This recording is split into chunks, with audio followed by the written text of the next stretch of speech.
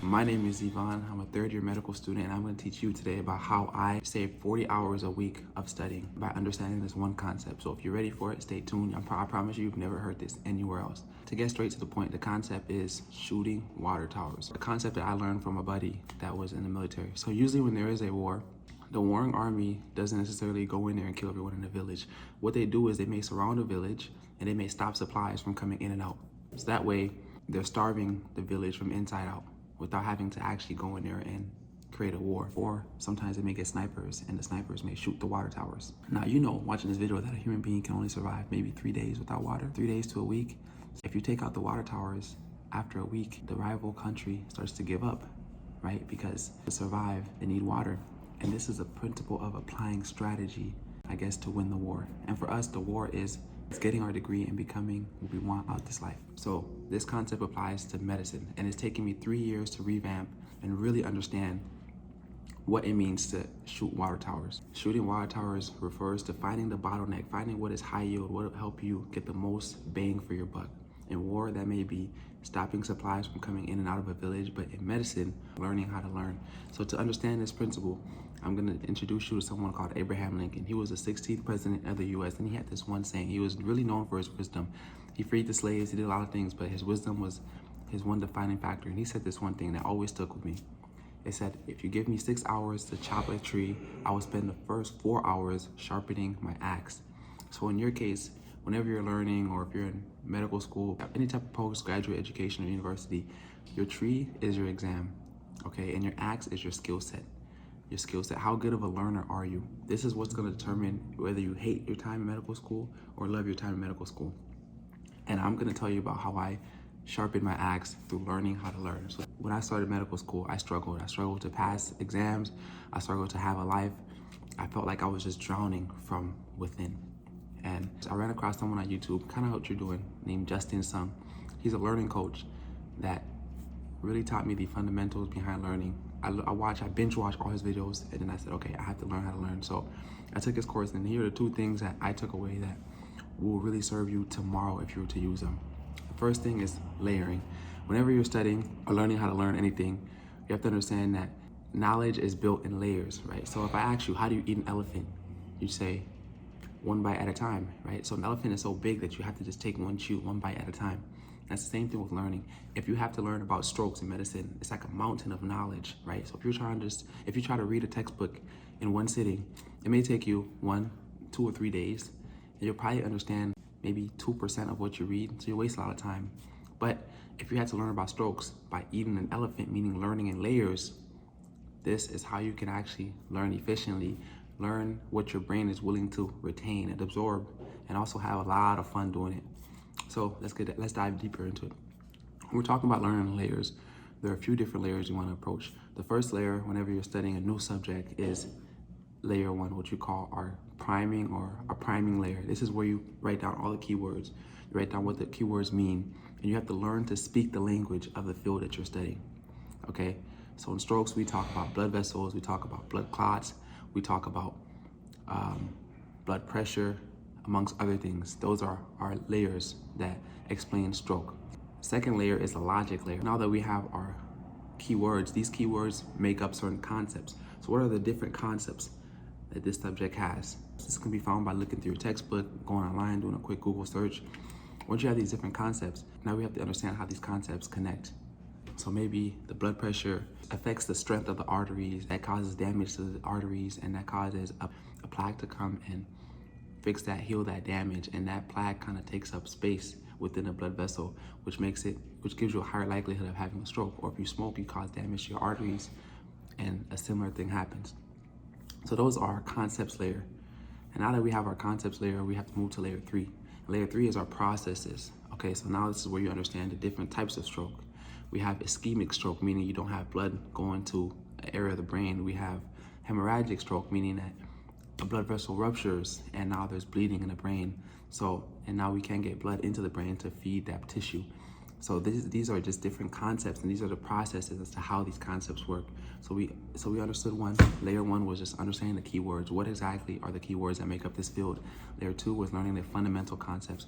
These keywords should make up a concept. okay? And then layer 3, which is understanding the process as to how these concepts work, how they work within each other, comparing and contrasting. This is actually gonna create those neuronal networks and strengthen those neuronal networks to help you learn better. And layer 4 is the facts.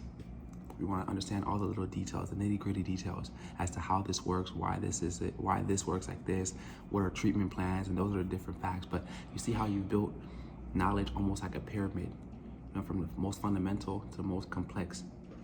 And that helps your brain learn exactly what you want. And this is what we call curiosity-driven learning. As children, we can learn anything because we're curious about everything. If you see the sky turning dark blue when it's gonna start raining, you're gonna understand, you're gonna wonder, okay, why does the sky turn dark blue when it's raining? Why does the wind increase when there's a thunderstorm?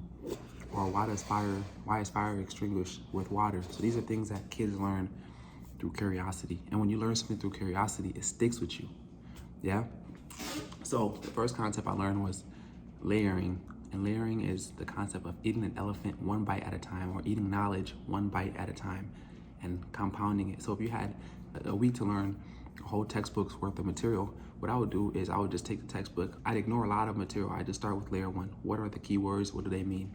And I move through, and the next day I go through layer 2. What are the fundamental concepts that these keywords make up? Okay, that may take 3 or 4 hours, but you're gonna form such a strong, stable network. And then we go into layer 3. Layer 3 is how these processes work. And this takes a little more time because you have to understand the process, but because you have your foundation, it's better to understand. And layer 4 is the details. So if you think of learning like a tree, if you have a strong root, right, a strong base, a strong stump, that creates a strong structure through which you can create strong branches. Once you create strong branches, you can hang any leaf on these branches. So knowledge is like that. You can hang any fact on a stable knowledge layer. Now we transition into the second concept I learned that you can apply today to really improve your study. And that is the concept of cognitive load, meaning that when you take in information, you have to make it your own. So if I read a textbook, or if I was in a lecture, and most people go to lecture and they copy like this, they just passively just rewrite whatever the professor said.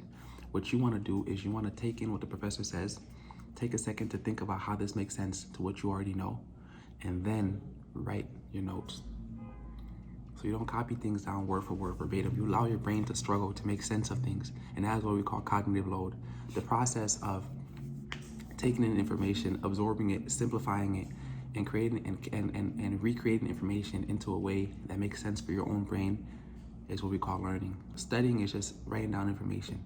Learning is taking down information, understanding it, applying it, and regurgitating it into something that makes sense for you. If you take away layering today and you take away cognitive load, meaning allowing your brain to make sense of what you see, I promise you that this will help increase, 1, your learning efficiency, 2, how much you enjoy learning, and 3, your test exam results. So learning is a big, complex topic. I know I just covered 2 things today because, we are in a YouTube video and I don't want to take too much of your time.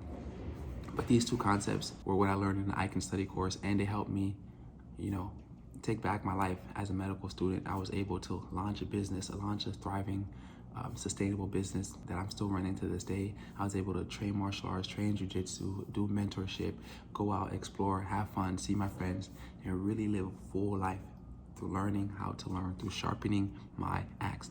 So I want to give you something. If you had an exam tomorrow and you were kind of confused as to how to study, I'm going to give you a strategy you can use today to help you win tomorrow. Whenever I have challenging exams, I employ this mindset, right? And my mindset is this: if tomorrow was the exam, how would I study to get the most points? Or what concepts do I hope don't show up? The first question is taking advantage of what we call Pareto's principle. Pareto's principle says that 20% of the input or the work or the material is going to give you 80% of the results, or 80% of the questions are going to be made up of 20% of the material. This makes sense in life, right? Because if you look at a company, in a company, there's maybe 20% of the people that make all the money. If you look at Google or X or Twitter, I'm sure it's Elon Musk and about 20% of his core guys that make most of the money for the whole company. Same thing works in a family. I'm sure that when you're a kid, most of the money or the output or the production in the family came from your mom and dad, right? The ones that are working, especially when you're young. The same thing works for medicine. So you want to learn the 20% core concepts that are going to give you the 80%, the biggest bang for your buck. The second question was, what concepts would I not want to see on the exam? And once you take a second to reflect in your own mind, you understand that the concepts you don't want to show up or the things that you are not strong in. You want to start by attacking your holes and then working towards that Pareto's principle, meaning the 20% is going to give you the 80% bang for your buck. With that, guys, I hope you took something away from the shooting water towers example. This applies to your life. You always have to find your water towers or whatever is going to give you the highest yield. In medical school, your water tower or the thing that gives you the highest yield is learning how to learn, because your future self will thank you. If you're in business, learning sales or what drives human buying behavior is your water tower. It's your high yield fundamental principle. If you're a teacher, studying human nature, right? Studying yourself, studying the ego, because you're going to be dealing with human beings for the entirety of your career. So guys, if you can hit your water towers today, I promise you, you can win the world. See you guys next time.